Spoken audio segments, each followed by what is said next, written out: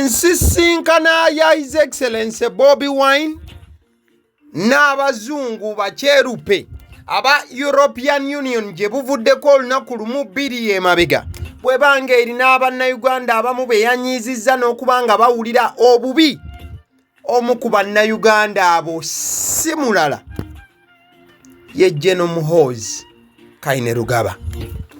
Olunaku olwaleero ennaku z'omwezi ziri 15 omwezi gwa Maayi omwaka 2025 enkya y'olunaku olwaleero General Muhoozi avuddeyo n'alaga obusungu obw'ekika ekyawaggulu n'okulaga nti si musanyufu yadde eddakiika emu oba sekendi emu ku lwa Bobi Wine okuba nga yasisinkanye abantu okuva mu kitongole oba okuva mu kiba kitongole ekya European Union.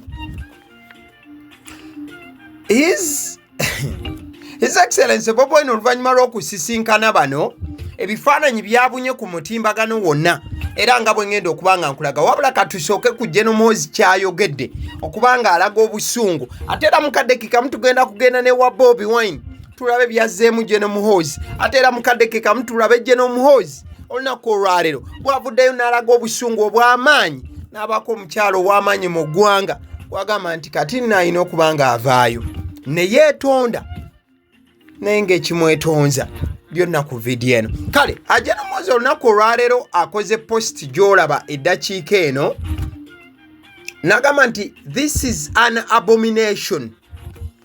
European Union in Uganda is really playing with fire. Sawa. General Muhoozi n'agamba nti kino kyenyinyaza era kyennyamiza nnyo. Addira ekifaananyi kya Bobi Wine ng'ali n'abazungu bano aba European Union okuli omukulu agitwala mu Uganda His Excellency Sadek n'abalala. N'agamba nti kino kyenyinyaza. General Muhoozi nga yannyonnyola agamba nti kino kyalabye kyenyinyaza nnyo oba tekikkirizika oba tekisoboka. This is disgusting bw'okikyusa mu lulimi oluzungu olw'amangu. N'agamba nti bano aba European Union balabika ye tebamumanyi bulungi General Muhoozi era General Muhoozi n'agamba nti bano bazannya na muliro. Bw'amaliza n'ateekako akagamba nti sawa ekitegeeza nti naye kale. So General Muhoozi avuddeyo n'agamba nti aba European Union okubanga basisinkanye His Excellency Bobi Wine wamu n'abakulu ab'enjawulo okuva wali ku kibiina kya National Unity Platform oba kyoyinza okuyita NUP bakoze ekintu ekyenyinyaza era ekintu ekitagwanidde yadde era agamba nti abakulu bano bazannya na muliro bwe baba nga batandise kubanga basisinkana abantu b'opposition omuli Bobi Wine ne banne. Agamba nti bazannya na muliro naye kale bajja kukiraba. Kati sooka tugendeko ewa His Excellency Bobi Wine reaction ye nga bwe yabadde ng'asisinkanye abakulu bano oba ebimu ku bigambo bye yannyonnyodde oluvannyuma lw'ensisinkano eno okugeza biki bye babaddemu mu kafubo akaabaddewo. Wabaddewo akafubo wakati wa His Excellency Bobi Wine n'abakulu okuva mu European Union ng'ojja kujjukira nti bano bakulembeddwamu His Excellency Jan Sadek omukulu oyo abakulira aba European Union mu Uganda ne beeserejja mpola okukakana ng'obwanga baboolekeza wali Makerere Kavule era omukulu His Excellency Bobi Wine ng'ali n'omukulu Muwanga Kivumbi nga bali n'omukulu John Baptist Nambeshe nga bali n'omukulu Leader of Opposition Joel Senyonyi nga bali n'omukulu David Lewis Robongoya ate era mu kadeke kamu nga bali n'omukulu Katana basisinkanye era ne baaniriza abakulu bano. His Excellency Bobi Wine oluvannyuma lw'okuba nga asisinkana bano ebimu ku bye yatugambye ebyabaddewo mu nsisinkano yaabwe. Yesterday we had a cordial and candid discussion with the delegation of the EU in Uganda led by His Excellency Jan Sadek. The discussion mainly focused on the worsening human rights situation in our country. While appreciating them for the times they have spoken out about abuse of rights, we appealed to them to do more in furthering human rights and the rule of law. We emphasized that the statements of condemnation should be accompanied by actions. Awono tugenda kwetegerezaawo nnyo Bobi kyabadde ategeeza. Bobi yagambye nti babadde n'okusisinkana okwenjawulo n'abakulu okuva wali mu European Union era nga bakulembeddwamu omukulu oyo ow'ekitiibwa Jan Sadek. Bobi yagamba nti ensisinkano yaabwe eno mu byonna bye baayogeddeko basinze kubanga boogera ku bumenyi bw'amateeka obukwatagana n'eddembe ly'obuntu mu ggwanga obwongedde okubanga bweriisa nkuuli n'okwekaaliisa. Ate era mukadeke kamu Bobi agamba nti yasiimye nnyo abazungu bano olw'ennaku zonna oba olw'ebiseera eby'enjawulo bye bavuddeyo ne baba nga boogera ku lw'embeera embi ey'okutulugunya bannayuganda n'okubaggyako eddembe lyabwe. Wabula Bobi agamba bw'ati, we appealed to them to do more in furthering human rights and the rule of law. Nti abazungu twabagambye bongeremukko ku maanyi bwe baba nti nno boogera ku nsonga z'ebyokulaba nti abantu eddembe teritulugunyizibwa wano. Era n'agamba nti babagambye, we emphasize that the statements of condemnation should be accompanied by actions. Bobi yagambye abazungu bano nti bwe muba mukola bye mukola nga muvumirira obumenyi bw'amateeka n'eddembe mu ggwanga tubeegayiridde muteekeko n'ebikolwa. Bobi ng'agamba bazungu kati ketuvudde wali ebifaananyi by'olaba mukwano gwange eddakiika eno bifaananyi bya Muhoozi ng'ali n'abazungu be bamu ababadde wa Bobi Wine. Yes, ebifaananyi by'olaba bye by'abazungu aba European Union, wabula omulundi guno oba emirundi egy'enjawulo nga bw'olaba mu bifaananyi baali basisinkanye Muhoozi. Kati abamu bagamba nti oba buwandiba obusungu nti basisinkanako ate baavuddeyo ate ne basisinkana Bobi Wine. Kale eyo si nsonga. Kati twetegereze bo aba European Union bagamba ki?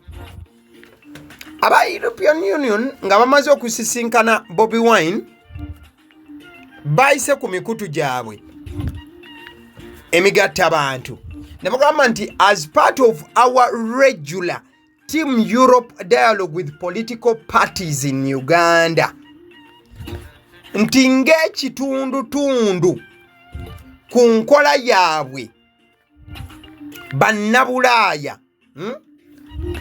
oba ensi za Bulaaya batera okubanga bafuna okwogerezeganya n'ebibiina eby'obufuzi mu Uganda. Kati ne bagamba nti Ambassador Jan Sadek and member states ambassadors to Uganda today met the leadership of NUP led by His Excellency Bobi Wine. Nti Ambassador Jan Sadek wamu ne ba member states ab'ensi ezigwa mu European Union mu Uganda basisinkanye Bobi Wine wamu nga yakulira ekibiina kino wamu n'obukulembeze bw'ekibiina kino. Era bagamba nti they appreciated the exchange. Kawuliraako nti basiimye nnyo emboozi gye banyumizza wakati waabwe ne Bobi Wine and look forward to engaging with other political parties. Kati ate kano ke kakyukamu. Bagamba nti basiimye nnyo embeera n'emboozi ze banyumizza wakati waabwe ne His Excellency Bobi Wine. Wabula bagamba nti ate n'ebibiina ebirala bagenda kubigendamu ng'ovudde ku NUP. Ekirala European Union eno ekola etya? Awalaba mu bifaananyi baali basisinkanye Bobi Wine ogwo gwali mwaka gwa 2021 emagere, so si gwe gwabadde omulundi ogusoose nga basisinkana Bobi Wine. Kati we tuvaawo kankulageyo omulundi omulala mu mwaka gwa 2023 ebifaananyi by'olaba era baali basisinkanye Bobi Wine Kavule. Ebyo bifaananyi bya 2023 olaba be bantu be bamu bano aba European Union. Omanye abantu bangi mwalabye video zino n'ebifaananyi mugamba ate bano be baliwa. Wabula wova ku Bobi Wine abantu be bamu bano basisinkana President Museveni akabanga si kawanvu gye buvuddeko. wabula atera mukadde kekamu abantu be bamu bano basisinkana ow'ekitiibwa Honorable Nabbanja Prime Minister w'eggwanga lyaffe Uganda. Mukadde kekamu abantu be bamu bano basisinkana Dr. Kizza Besigye nga bw'olaba mu kifaananyi awo. Kati eyo tuveeyo. Olutalo luli ku social media essaawa zino wakati w'abantu basatu. Omukyala gw'olaba amanyiddwa nga ow'ekitiibwa Miriam Wangadya ne General Muhoozi ate era wamu ne Bobi Wine. Kati lutalo luno lutandise lutya era luvuddewa era ku lwaki nga omu asaba omulala yeetondera omulala ate omulala agamba ssebo tojja kukikola, agamba tojja kukikola ye Bobi Wine. Tuyingire mu nsonga. Olunaku olwaleero nga tuvudde ku kyokuba ndi General Muhoozi munyiivu nnyo olwa Bobi Wine okusisinkana abazungu ba European Union. General Muhoozi avuddeyo n'obukambo bw'ekika ekyawaggulu n'awandira omukyala gw'olaba ku screen obusagwa n'obukaawu. Omukyala ono amanyiddwa nga Honorable Mariam Wangadya. Bitandise bitya era bizze bitya? Wuliriza. General Muhoozi olunaku olwaleero akoze post ebadde egamba bweti, lol, if these people value the lives we gave them, they must never even think of sending me such a stupid letter again. This is their last warning. I expect an apology. Nagamba nti General Muhoozi laughing out loud nti asese nnyo nnyo nga ye General Muhoozi. Nagamba nti bana abantu singa babadde bawa ekitiibwa obulamu bwe twabawa, azina ategeeza obulamu omuntu bwossa. Jeno bwagamba nti singa abantu bano badde bawa ekitiibwa obulamu bwe baabawa, tebandirowoozezza kubanga bamusindikiraga baluwa gano ag'ekisiru era tebaddamu n'okukirowoozaako n'omulundi n'ogumu.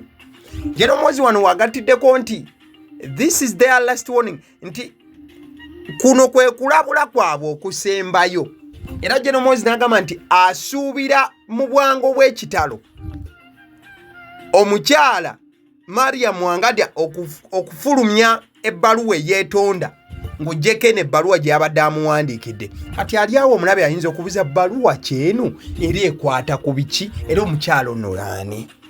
Omukyala Honorable Mariam Wangadya ye chairperson w'akakiiko akamanyiddwa nga Uganda Human Rights Commission oba ekitongole oba body etwala human rights mu ggwanga. Bano be baliwo okulaba nti eddembe ly'abantu terinnyirirwa mu ggwanga lino. Kati bawandiise ebbaluwa nga bagiwandikira General Muhoozi nga bamutabukira, ate mu bbaluwa eno bamuwadde order si kumusaba, release order nga bagiweereza General Muhoozi nga bamugamba mangu ate mangu edimutuwe. Kati ebbaluwa General bwe yagifunye ebbaluwa n'abagamba yeye yabawa obulamu bwe bassa, era singa badde bakimanyi tebandimusiriwaliddeko kumuweereza baluwa gano ga kisirusiru. Uliriza bwati. The Republic of Uganda Human Rights Commission at Kampala released order under Article 53(2)A of the Constitution of Republic of Uganda and Rule 31 of the Uganda Human Rights Commission Procedure Rules to Chief of Defence Forces, Ministry of Defence and Veteran Affairs, PO Box ne bagiteekawo Mbuya, Kampala. Bawandise ebbaluwa nga bagiweereza General Muhoozi yennyini. Era ne bamugamba, whereas Edward Rogers Sebufu, also known as Eddie Mutwe, has been in your custody since 26th April, and whereas the commission is satisfied that he is being unlawfully detained or restricted, this is to direct you to cause the immediate release of Edward Rogers Sebufu from your custody, failure of which you may be liable for contempt under Article 53(1)D of the Constitution, dated at Kampala this 2nd day of May 2025. Mubaluwa eno ebbaluwa eno bano gye baaweereza nga bamulagira General Muhoozi si kumusaba ate mangu edimutwe era ne bamugamba bw'ataakikola ejjeno bajja kumukuba mu mbuga z'amateeka nga bagoberera agamu ku mateeka aga human rights. Katubadde tuli awo Bobi Wine olulabye bino avuddeyo mu busungu obw'ekitalo nayanukula General Muhoozi namugamba nga bw'olaba ku screen, the lives we gave them. So Museveni and his brutal son believe that they gave us the lives we have.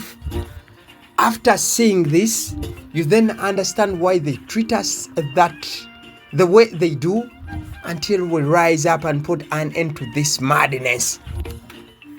Kati Bobi Wine ekisinza omumukwatako kye kiwandiiko kya General Muhoozi kyawandiise ng'atabukira omukyala Honorable Mariam Wangadya. General Muhoozi yawandiise ng'alaga nti be baawa obulamu bannayuganda. Kati Bobi Wine yawandiise nga yeebuuza nti bakakasa bano be baatuwa obulamu. Bobi Wine ekye yeebuuza abuuza nti ddala akakasa General Muhoozi yawa bannayuganda obulamu. Era Bobi Wine n'agamba nti ekitegeeza President Museveni wamu ne mutabani we bakkiriza nti be baatuwa obulamu. Era Bobi Wine agamba nti ye oluvannyuma lw'okulaba kino ategeera bulungi lwaki bano batuyisa bwe bati. Era Bobi Wine agamba nti we mutaasitukiremu tulina okuba nga tumaliriza eddogojo lino oba effujjo oba obulala obw'ekika kino. Bigambo bya Bobi Wine. Mukandeke ka Bobi Wine olunaku lw'eggulo yaggyeyo article eyawandiikiddwa Ebungereza. Ebungereza waliyo omukutu nga bw'olaba New Vision mu Uganda guli baguyita The Telegraph, gufulumya mawulire. Omukutu guno gwawandiise nga guvumirira n'okulaga obubi bwa General Muhoozi mu Uganda wamu ne President Museveni nti ono mutabani we. Bino byawandikiddwa omukutu ogwa The Telegraph Ebungereza. Era Bobi Wine yakutte article eno n'agiteeka ku mukutu gwe n'ebigambo ebyabaddemu byabadde bigambo bikaawu, wabula Bobi Wine yakuttemuko ekipiisi n'akiteeka ku mukutu gwe nga kigamba bwe kiti: The man's eyes are filled with terror, his shoulders bare, his once prominent beard has gone, reduced to a state of desperation. He seems to be imploring a tormentor for mercy.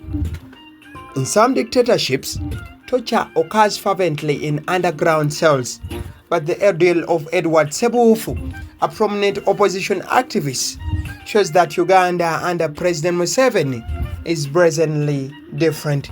The sons of despots have often been accused of brutish behavior. Colonel Muammar Gaddafi's one-time heir, Saif al-Islam, carries an indictment for alleged crimes against humanity, yet only Kainerugaba has apparently chosen to live post his cruelty to 1.1 million social media followers, writes The Telegraph. Ebigambo ebyo kwano gwange byawandikiddwa eggulire eryo erya Telegraph, abazungu nga beemulugunya n'okwogera ku kyokuba nti Jeno wakati nga akutte Edi mutwe nti yamuteeka wansi mu basement ye, wabula n'atandika okuba nga akisaagiramu n'okubeera nga akibuulira bannayuganda mu ngeri etiisa. Ate era mukaddeke kamu omukutu guno ogw'abazungu gwajjeeyo n'ekyamutabani wa Gaddafi ne bagamba nti naye w'omutunuulira mu bwofu obwo yali atambulira mu layini efaananako bw'etyo.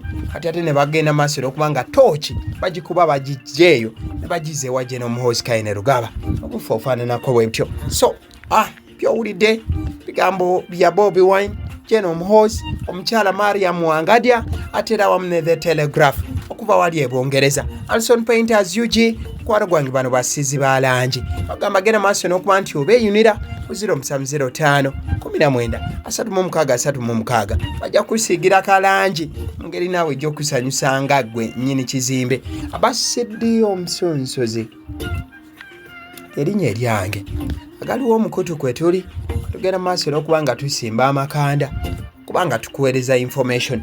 Obutuufu bwabo tetugenda maaso nakuba nti tutoolamu yadde okuba nga twongeramu ekyaffe. As it is, we bring it to you live. All you have to do is to subscribe to this beautiful YouTube channel, AGALIWO. At the same time, like this video, don't forget to share. Werabira kubanga osharinga video eno mukwano gwange. Videos endala nyingi nnyo nnyini ddala ezifaananako ng'eno. Bona subscribing ojja kubanga ozifuna. Liking a video, kale agamba Sidi omusunsuzi erinnya eryange agaliwo omukutu mwebale nnyo mwebale ddala mukama bankumire mugira mubayo. Thank you so much.